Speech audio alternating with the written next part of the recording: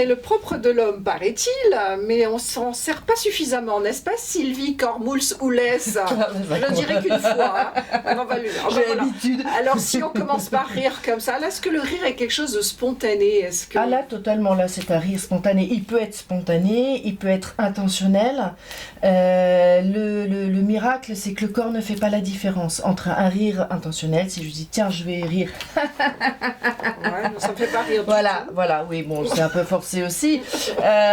Ou si je me mets à rire de façon tout à fait naturelle parce que une bonne blague ou quelque chose comme ça.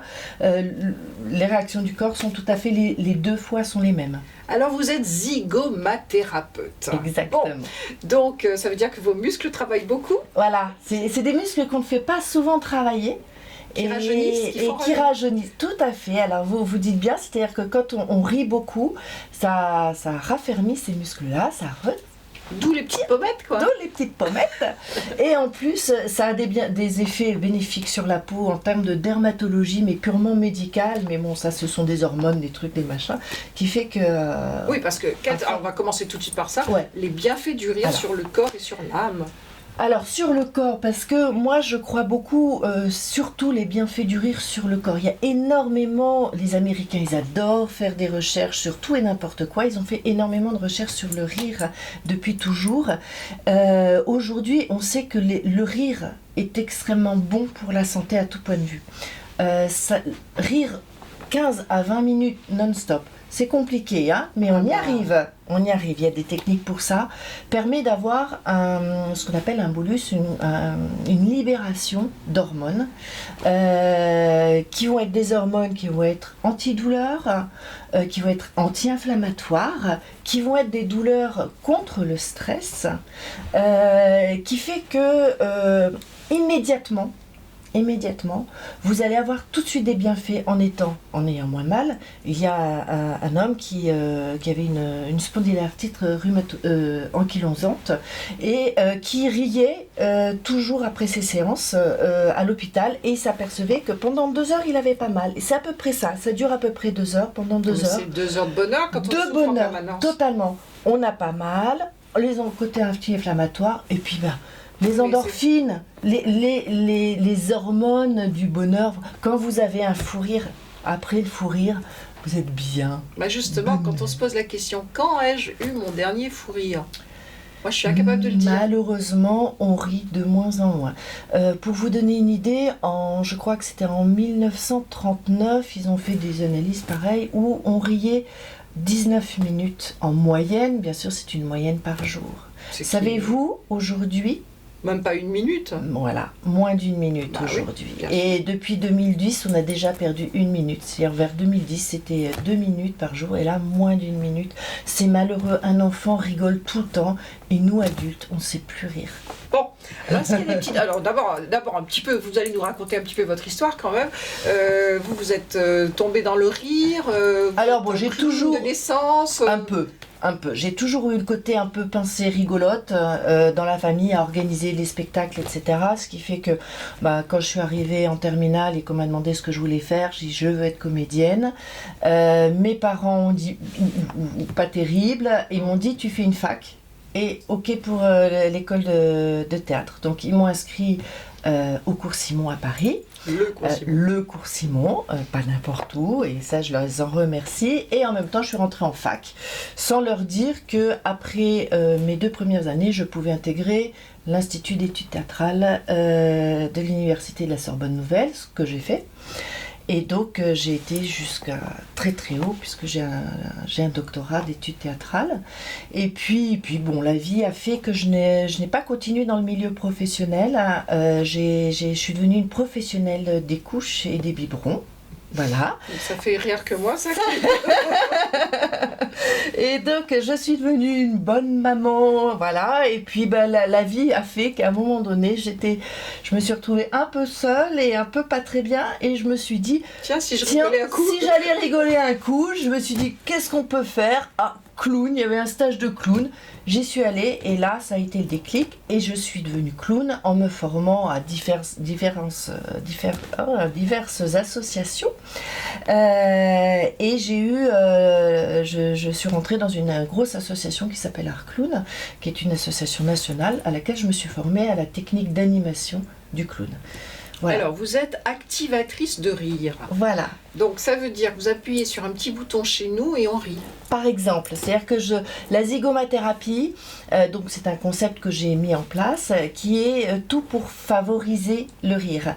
Pour rire, il faut être en lâcher prise, faut pas regarder à droite, à gauche, le voisin, ah bah tiens, c'est le postier, c'est l'inspecteur des impôts, etc. Faut vraiment être en lâcher prise pour vraiment arriver à rire pendant les fameuses 15-20 minutes. Et donc, activatrice de rire parce que je vais mettre en place des outils, de la relaxation, du travail sur les émotions, du travail sur le rire, etc. qui va permettre à un moment donné d'avoir ce lâcher prise et de pouvoir se mettre à rire pour rien. Donc ce sont des séances que vous organisez. Alors où, comment? Alors, actuellement sur l'île de Ré, j'interviens au sein de l'association Zygomaré, qui est une association qui prône le rire sur l'île de Ré, qui a commencé donc par des ateliers de yoga du rire. Actuellement, donc le mardi soir à Loie, tous les 15 jours. Et donc ce sont des ateliers là pour le coup de yoga du rire. Donc, principalement. Posture, alors, pas du tout. Alors là, ça n'a rien à voir avec le yoga tel qu'on l'a dans la tête. Yoga parce que c'est un médecin généraliste indien qui a inventé le concept, dont la femme était yogi, c'est qu'on se base sur la respiration. Donc, on va s'échauffer le corps parce que rire, c'est très énergétique et très physique. Il ne faut pas s'étouffer de rire. Il ne faut pas s'étouffer de rire. Il ne faut pas s'écrouler de rire non plus. Et puis ensuite, il va y avoir cette fameuse recherche de ces 15-20 minutes où là, donc, on a des techniques de rire, on a des exercices, on va forcer le rire puisque le rire intentionnel a les mêmes bienfaits. Mais au départ, on va commencer à rire et puis le groupe fait que quand tout le monde se met à rire, vous vous mettez à rire aussi. Donc il est communicatif. Il est totalement communicatif et il est fait pour être communicatif. Il faut être très fort ou très fou, je ne sais pas, pour rire devant sa glace tout seul le matin. Ça m'arrive. Mais c'est un rire qui n'est pas naturel. C'est un rire un peu forcé pour pouvoir avoir justement commencer bien la journée avec un petit coup d'hormones quand ça va pas trop bien. Mais le rire quand on rit, on a besoin d'être au minimum 2. Et je peux vous dire, pour l'avoir expérimenté, des rires à 100, 150 personnes, même le plus triste des cires que l'on mettrait au milieu ne peut pas s'empêcher de rire parce que c'est communicatif et que le rire est naturel. Un enfant rit plus de 400 fois par jour de façon naturelle. Bon, nous, on a complètement oublié ça. On a oublié ça. Alors justement, qu'est-ce qu'on peut faire pour rire dans son quotidien quand on est seul? Est-ce qu'on doit écouter des humoristes? Est-ce qu'on doit lire des textes particuliers qui peuvent inciter le rire ou en tout cas le sourire? À chacun sa méthode. L'humour n'est pas le même pour tout le monde. Le docteur Kataria, donc le concepteur du yoga du rire, a commencé avec un groupe de 5 personnes. Il se racontait des histoires drôles, puis au bout de 15 jours, et puis les gens qui venaient, ils n'avaient pas tous le même humour. Moi, vous racontez à ma fille une histoire de Toto, elle est morte de rire. Ou de prout, parce que... Ou de prout, voilà. De prout, ça fait rire. Moi, j'ai un petit peu de mal, même moi qui suis donc une professionnelle du rire, je ne ris pas avec tous les humoristes, je ne suis pas perméable à tous les humours, tous les textes, donc il faut trouver sa propre chose. Et surtout, il faut se dire, c'est un peu comme un sport, le rire. Si on veut remettre du rire dans sa vie, il faut un peu se forcer. Alors, sachez une chose, c'est que c'est pas comme le sourire. Le sourire, à partir du moment où vous souriez, et faites l'essai. Un jour, vous arrivez dans un... Quand je fais des conférences, j'arrive toujours avec une tronche. Voilà. Puis tout d'un coup, vous dites aux gens, maintenant, regardez-vous et souriez. Et voyez la différence. Tout d'un coup, juste par ça, juste parce que le sourire... Et automatiquement, ça donne l'info au cerveau. Ah, elle sourit, elle est contente et tout, boum, allez, elle est plein d'hormones et tout, soit contente, soit pleine un peu. Et ça, tous les jours, quand vous marchez dans la rue, au lieu de regarder vos chaussures, regardez la personne, souriez. Alors tout le monde ne va pas vous répondre. Mais vous allez voir que le jour où il y a quelqu'un qui vous répond, vous verrez l'impact exceptionnel que ça a. C'est connu. Quand on rentre dans une pièce avec le sourire, forcément... Et alors, j'allais dire, ça n'a rien de psychologique. C'est physiologique. Le psychologique vient ensuite parce que on prend l'habitude d'être bien parce qu'on a les hormones, les fameuses endorphines qui fait que vous vous sentez bien. Et donc pour le coup, au niveau du psychologique, ça suit. Et puis le psychologique renvoie au physiologique, etc. Mais c'est pas le rire a vraiment un impact, je dirais quasiment médical, vraiment physiologique, avec des libérations d'hormones, avec des choses très scientifiques, terre à terre. Oui. Alors, comment provoquer le rire autrement que par des grosses blagues, des clowneries est-ce qu'on peut se mettre dans un état d'esprit de recevoir le rire? C'est une sorte de transe, entre guillemets, j'allais dire. Lorsque vous voyez, par exemple, donc, dans une séance de yoga du rire, entre chaque exercice, il y a une sorte de... Alors, vous appelez ça comme vous voulez, selon quel style vous êtes. Vous appelez ça un mantra, vous appelez ça une routine, vous appelez ça un refrain, une chansonnette, une discipline. Entre chaque exercice, il y a le fameux, alors ça, souvent c'est un peu caricatural, ho ho ha ha ha, qu'on fait en ça, ho ho ha ha ha, ho ho. Cette répétition vous met dans une petite transe, on va dire, qui fait que vous êtes en lâcher prise. Pour rire vraiment aux éclats et vraiment accepter de rire, il faut être en lâcher prise. Depuis qu'on est tout petit, on nous dit ne ris pas trop fort. À l'école, il faut pas rire. Au bureau, si vous riez, on se dit vous travaillez plus. En public, on ne rit pas. Quand vous allez dans des grandes réunions, encore, moi, il y avait les vœux des différents maires et la boutade. On sent que les gens, ils n'osent pas se lâcher.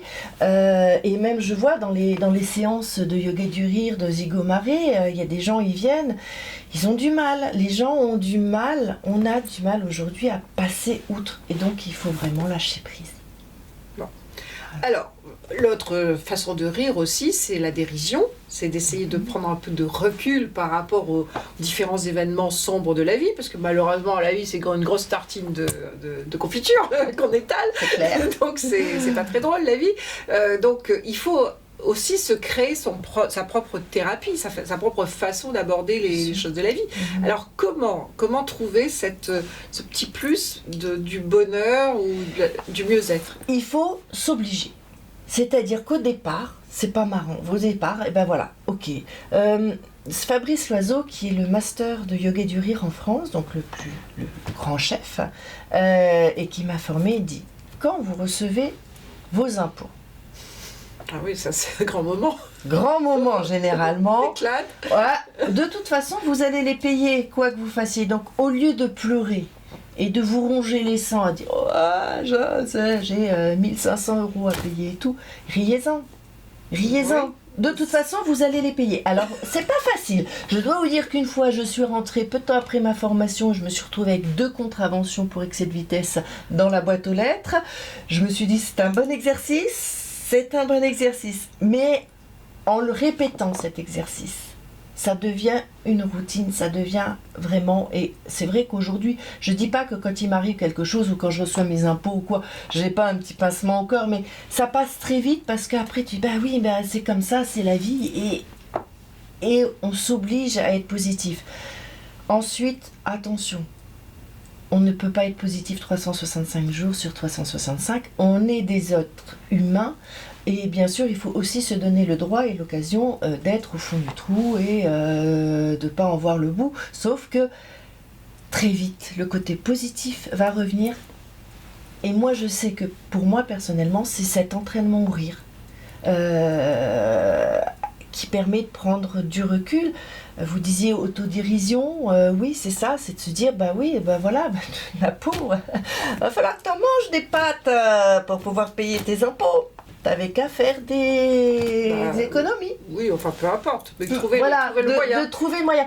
Dans la vie, il y a toujours le verre à demi vide et à demi plein. Moi, je regarde toujours le côté plein, surtout quand c'est de la bonne chose à l'intérieur. Des bulles, avec des bulles. Par exemple.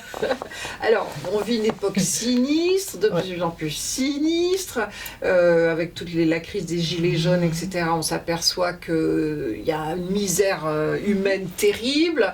Bon, alors, est-ce qu'on peut rigoler de tout ça? Est-ce qu'on peut se dire, finalement, je prends les gilets jaunes au hasard, n'est-ce pas? Sur les ronds-points, ils ont rigolé, si on a bien compris, finalement. Ils ont rigolé. Et qu'est-ce qu'ils vous ont dit? On s'est retrouvés sur ces ronds-points, on a échangé, on a rigolé, on a créé du lien, on a rigolé. Et bien c'est ça aussi, rire, ça crée du lien, ça crée énormément de liens. Un exemple que j'aime bien, j'ai eu la chance de pouvoir travailler dans un grand palace parisien qui s'appelle le Peninsula pour le personnel. On m'a fait des retours après, parce que j'ai demandé, on dit notamment il y a un rire qu'on faisait qui était le rire de l'ascenseur, où tout le monde est les uns à côté des autres comme si on était dans un ascenseur. Et bien pendant une semaine, 15 jours, chaque fois que les personnes qui se côtoyaient sans vraiment se connaître, se retrouvaient à attendre l'ascenseur, automatiquement, ça commençait à glousser, et ça crée du lien. Ouais. Et ça crée du lien. Et le rire crée du lien parce que le rire est totalement naturel, c'est quelque chose de naturel, mais que l'on a oublié, parce que la société, actuellement, on n'a pas le droit de pleurer fort. On ne dit pas aux enfants, on leur demande de ne pas pleurer, soit un homme, pleure pas, soit... Attends, ça suffit. Et voilà. Et aujourd'hui, si on riait plus, regardez, moi je suis sûre qu'il y aurait un homme politique qui aborderait avec pas rigolo, non mais c'est clair. Et quand vous pensez que pas loin de tous les ministères, il y a quand même la rue du Cirque, de temps en temps je me dis zut quoi, il aurait mieux fait de déplacer. Mais bon, je suis sûre que ça passerait beaucoup mieux, à condition que bien sûr on soit prêt à l'accepter. Oui, mais souvent, de trop rire ne rend pas crédible. Alors, le problème, c'est ça, c'est l'image. Le sérieux du rire. Alors là, c'est tout le grand problème de ma vie ou de mon entreprise, c'est que le sérieux, faire comprendre aux gens que rire, c'est sérieux. Rire, ce n'est pas frivole. On peut rire de frivolité, on peut rire, mais même quand vous voyez des humoristes, souvent derrière les humoristes, il y a des discours qui sont assez bétons. Et encore aujourd'hui, on est très édulcoré. Prenez il y a encore une vingtaine d'années, quand vous voyez des gens comme, alors je dis ça, c'est le premier qui vient, mais Smain, qui parlait des injustices raciales, etc., et qui se moquait de sa propre religion, de la religion des autres et tout, c'était quand même costaud. Aujourd'hui, le pauvre Tim Seed qui se retrouve interdit. Blandine Gardin, Blanche, oui. Blanche Gardin. Il y en a énormément. Voilà. Pourquoi? Mais pourquoi on a le droit de rire. J'allais dire, il y a plusieurs rires et tout rire n'est pas moquerie. Bien sûr. Tout rire n'est pas moquerie. Quand une personne tombe dans la rue, on rit. Pourquoi? C'est pas de la moquerie. C'est ce qu'on appelle en psychologie basique un système de défense. Voilà. C'est pas de la moquerie. Il faut pas prendre le rire comme toujours de la moquerie. Et quand aujourd'hui on va dans une entreprise pour présenter le yoga du rire ou la zygomathérapie en termes de cohésion d'équipe, etc., eh ben, je peux vous dire qu'il faut être sacrément costaud pour arriver à faire comprendre à l'interlocuteur que rire, c'est sérieux. C'est sérieux. C'est sérieux et c'est quasiment pratiquement... Alors justement, dans le monde, dans l'entreprise, j'imagine que ça simplifie un petit peu les relations, parce qu'on imagine ces entreprises avec des open space, par exemple, c'est effrayant. Comment peut-on travailler si on ne rigole pas un peu, si on ne se détend pas un peu dans des espaces avec autant de gens? Exactement. Alors c'est toujours le rire de la machine à café. Moi, c'est toujours celui-là. On se retrouve entre voilà, c'est là où on peut rire. C'est sûr que sur les open space, faut être sérieux, faut pas faire trop de bruit, etc. Mais enfin, pour avoir pu visiter par exemple un très grand open space qui est celui de Blablacar, pour pas les citer, ils sont tous morts de rire. Alors il y a des petites pièces où ils ont le droit de se défouler. Bon, sur les open space, voilà. Il faut arriver. On arrive toujours, même dans les toilettes, on peut rire. Il y a toujours le moyen. Ne serait-ce que, si vous ne pouvez pas faire de bruit en riant, souriez. Déjà, ne serait-ce que de sourire. Ne serait-ce que de sourire. C'est déjà énorme. Si aujourd'hui les gens se souriaient, et ça crée du lien.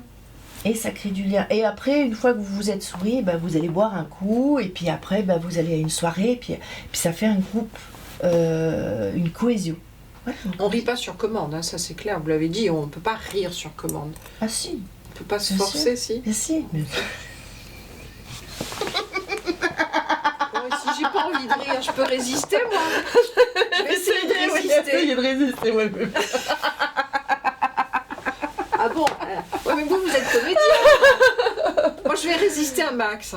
Non, mais c'est pas une question. C'est une question de. Vous voyez, hein, c'est vachement, voilà, c'est vachement vécu. Après, voilà, je ris devant l'attitude. Voilà, c'est ça. Vous voyez, c'est bon. Même si je prends du plaisir à rire, il n'empêche que je peux m'arrêter. Alors, je vous dis pas que je peux m'arrêter à chaque fois de cette façon-là, parce qu'une fois que vous riez et tout, après le rire naturel s'installe, et pour le coup, vous avez le vrai fou rire qui arrive. Et moi, je vous disais là, qu'à 150 personnes, quand vous êtes en. Alors, l'année dernière, il y a eu sur l'île de Ré un festival de yoga du rire que l'on a organisé à Sainte-Marie. On était 65 et je peux vous promettre que l'énergie positive, personne ne peut passer et résister. Ou alors vraiment, dans ce cas-là, il y a un gros problème. Il faut consulter. Dans ce cas-là, j'ai quelques amis, quelques connaissances, psychologues, psychiatres, etc. Mais dans ce cas-là, il faut. Vous savez, moi, ce qui me consulter. fait rire, c'est quand j'écoute un spectacle et que quelqu'un se met à rire. Voilà. Alors, le rire, un éclat de rire dans une salle de spectacle, moi ça me fait rire, je ris du rire. Mais voilà, et je trouve ça génial parce que je dis cette personne s'est lâchée et donc c'est parti et elle entraîne. Et ce qui est encore le mieux, c'est quand c'est à un moment donné où il ne devrait pas rire. Oui, bien sûr. Le décalage. Bon, merci Sylvie, on va essayer de rire de tout et de la vie. Merci beaucoup. Je vous en prie.